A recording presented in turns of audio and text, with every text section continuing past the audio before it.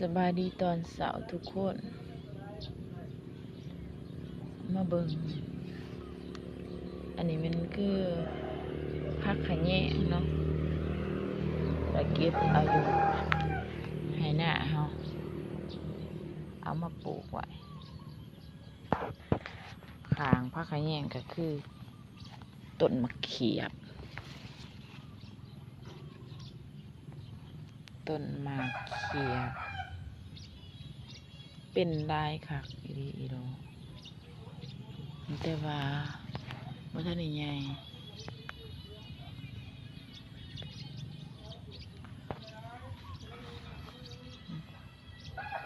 ต้นเนี้ย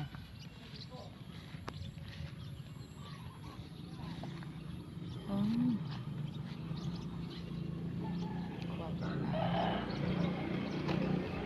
เป็นลายคัก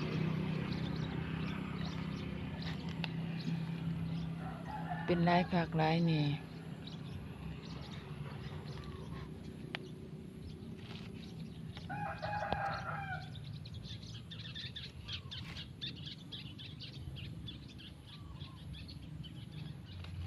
จำดินก็มี